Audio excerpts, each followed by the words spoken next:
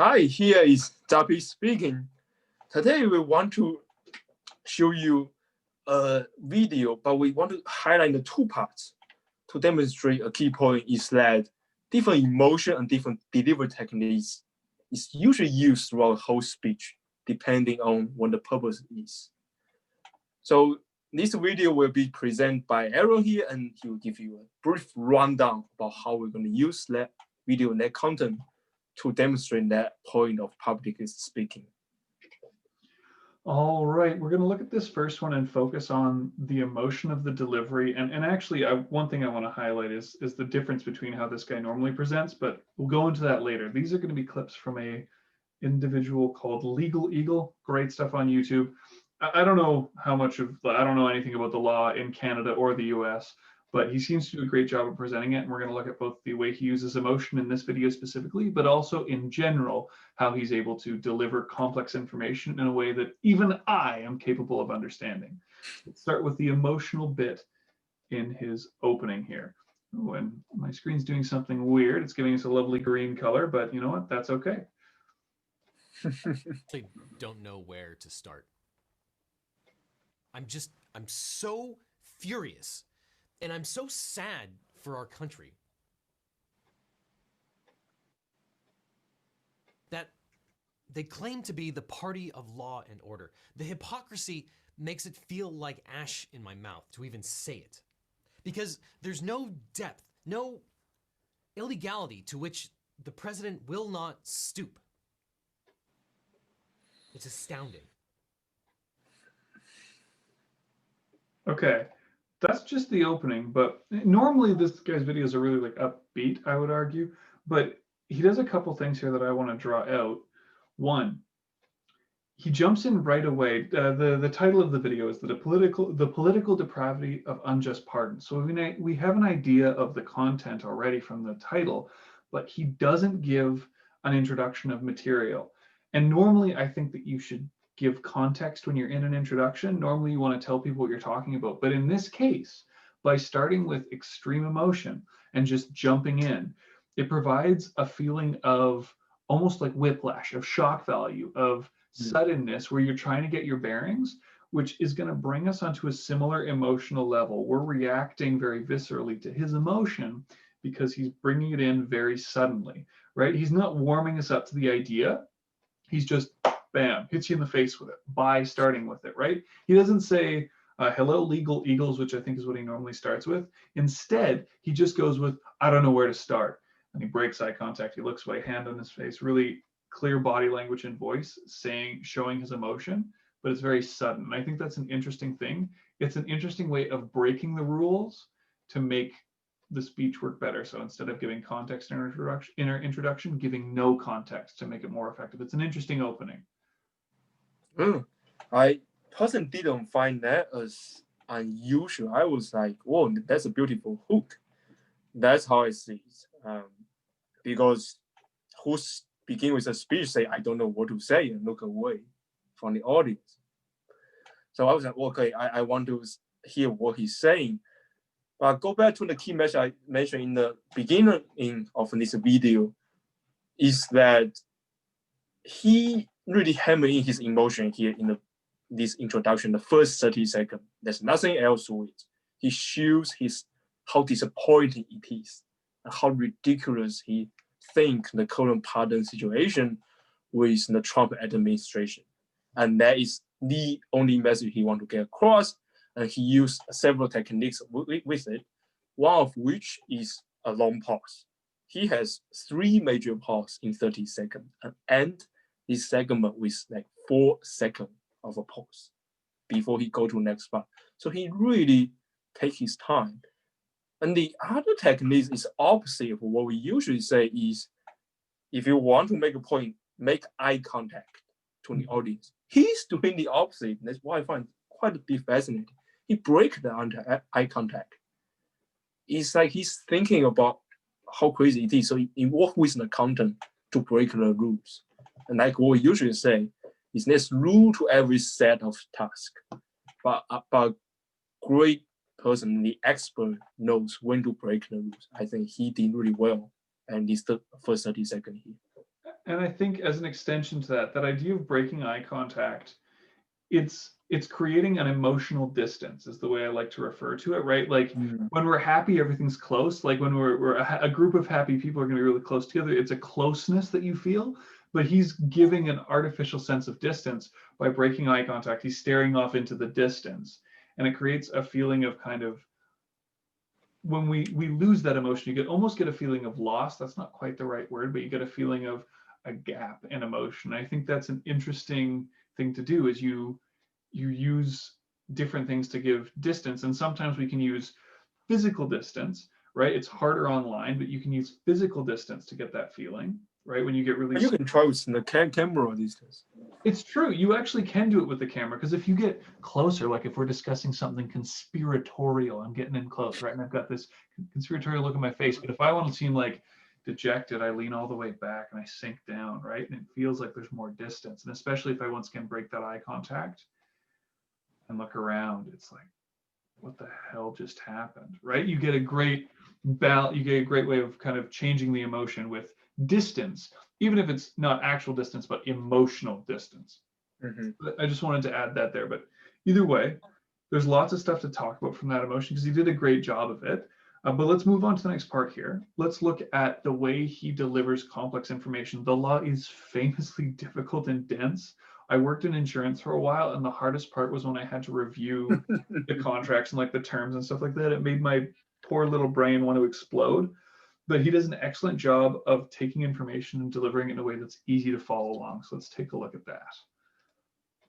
Once again, with the lovely green. I have no idea why it does that, but it does either way.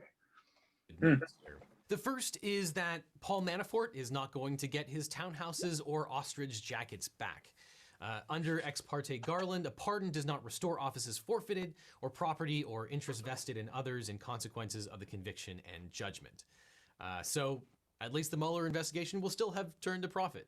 You also probably know that these pardons don't really affect state law prosecutions, if there is indeed state-based criminality. We know that there are ongoing investigations, particularly in New York, but I counsel you... Yeah, that's... Okay, what I want to draw attention to, and there's lots of stuff to really mention here about the delivery, but I want to talk about the content for a second.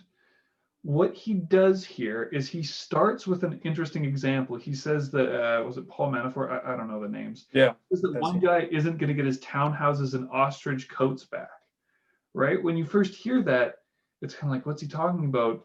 And then he explains the example. Normally, what I would do is I'd give an explanation followed by an example. But this works really well here. It's a little bit of that shock value. Again, it's interesting. It kind of makes you ask a question, and then he immediately answers it. And I think it works especially well here because we are dealing with a dense subject. He says the phrase ex parte Garland or something like that. That phrase, if he had said that in the beginning, you lose people very quickly, I think. So you start with the example and say, he's not getting this back because of this thing. So now we already understand the principle behind it. He's just giving us the fancy terminology after the principle. And by following the fancy terminology, even if the fancy terminology goes over your head, at the very least, you still get the idea behind it, right? And he follows it up with a more technical explanation. He even changes his voice a little bit. If you listen, he goes from talking about the townhouses, jackets, ex parte garden, and he gets a slightly more analytical tone where he says the definition of the thing, and then he moves on. Everything changes in a very small and a very subtle way. He changed a little bit to present it, but then he moves on. It's nicely done. He, of course, delivery is great. One thing I want to mention that I didn't mention before, his camera, even though he's sitting down, which, I mean, we're sitting down, but I think if you're really presenting, the best way to do it is standing. But if you're not, you do what he does, which is you have it low enough so that even if he gestures with his hands a little bit lower, it's still fully visible. So that's really nice to see his hands, his facial expressions. It's all there, but I think he does an excellent job. I'll let some words in here. Yeah. So there is the segment to kind of complete this whole package of the message. What we want to say here is the different techniques we use for a whole speech. So many of us usually do a speech for the job. So we have certain things to say. Most people just ooze right in. So it's important to have the hook as we present and highlight it. But then the challenge is how do you take the listener's hand with you, go through the technical stuff. And personally, I'm working in a scientific field. We talk about principle, data, facts, all this really dense stuff in our talk. So some techniques we use and the speaker in the video also use is that it breaks down into two different points for the two parts. So he's talking about the case one, and they go about more specific, the phase two about the law different in the federal level and the local level. So that gives you a certain structure of it. And he do the transition with a certain pause in between. So I can just grab, okay, he's talking about different things there. He also changed the tone when he talked about the second topic. So I would say that is some simple and easy to learn techniques every people watching this video can use for any job presentation to change this content here. But then when I reflect on what Aaron said is we usually present what the kind of the framework is before we give an example. I do that a lot. Kind of want to set up the listener's expectation. That's the biological principle. That's what the data shows. And what I find is you don't work that well. But first, if you speak to the expert, they already know the principle. What do they want to hear again? Then if you speak to the non-expert, why do they care about the principle? So why do we even talk about that principle besides we just quickly reference to it, like what this speaker does? I think that's actually really good. I think so.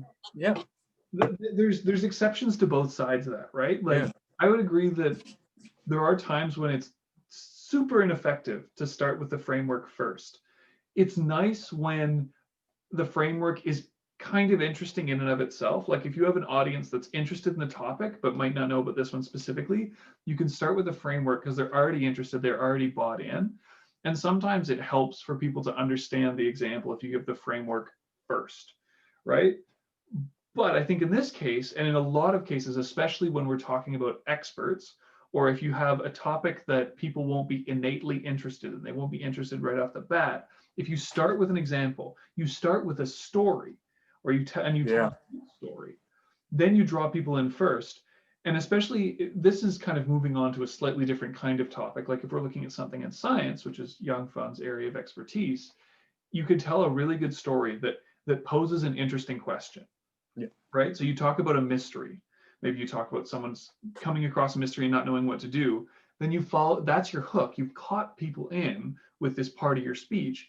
Then you follow that up with the framework, which answers the question that the story asks. So, and that's what he does here, right? He says this idea of, okay, he's not getting his townhouse ostrich jackets back. And immediately as an audience, I'm going, what do you mean? And he follows that up with an explanation. That's where the comes in, and then I say, oh, okay, that makes sense. He made me ask a question, and then he gives me the answer, right? And that's a beautiful way of keeping me engaged. And I think that's an important tool that you can use if you know you're dealing with something that people are not going to care about or isn't going to make sense to them or whatever. You give them a mystery, you give them a question, you force them to ask a question, and then you give them an answer to that question so that you've got their attention. Yeah, that is true. So I think Aaron run up that topic really well. So I want to move to probably the third point of this video is who you are as a speaker.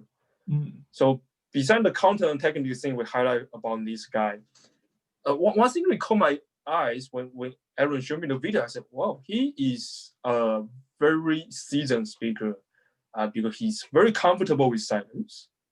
He's very comfortable managing the eye contact. He's no rush or anything. He takes time to explain things well. So that is kind of he probably developed throughout his whole career and then making this YouTube video. But then for each of us, when we do a talk, people come to the talk usually is to see you as well, about how you contribute to this topic. I don't know about outside the video. In science, it's typically always, okay, this is a new new scientist coming up, let's see how he deliver, what's his take. So then you always keep in mind that yourself is part of the content of that video. Anything you think that's your style, then try to refine it, make it shine, and become your unique point. And this speaker has a point I really like, is to be able to remain calm and manage his emotion and contain. And when it's time to be emotional, he can pull it off as well. So that's my last point of who you are as a speaker. Yeah, a speaker's identity is important. I'll just give one little note because I think you summed that up really nicely. When I'm teaching a speaker, one of the first things I try and impart on them is that they should not take on my style. I have a style that's specific to me, not because I'm special, but because I'm like everyone else. You need to find a specific way of delivery that fits you, right? I've seen speakers who, like, I deliver with a ton of emotion and energy. I've seen speakers deliver with minimal emotion and energy, but deliver the funniest stuff imaginable because they are comfortable with their own delivery, right? And it's important to find that for yourself. But either way, I guess in summary here, a couple things. One, maintain or manage your emotional distance. If you want things to be happy, you can build the closeness. If you want things to be sad, you can break it. And of course, for differing emotions, there are different distances. Anger can be really close or it can be really far away, depending on the relationship you have with the person you're talking to, or you want to act like you have. Different emotions are different closenesses to your audience. Additionally, a good hook, important in all parts of a speech. In the beginning, you draw your audience in for different parts of stories, for different ideas, you got to draw them in as well. The last thing to mention, find a way of making your content engaging to your audience. They may not know what you're talking about. They may not know who you are. They may not care in the beginning, but you've got to find a way to make them. There's lots of options, switching the order of things, changing up your delivery, but ultimately you've got to find a way to do it. And I think this video is an excellent example of all three of those things. So either way, those are my thoughts for now. Anything to add, Yanfan? No, I think you sum up beautifully. There's the three major points we want audience to take away with it. Well, thank you. All right. With that said, thank you very much for your time. Stay fishy out there. Yeah, here's ZAPY speaking. We will see you next time.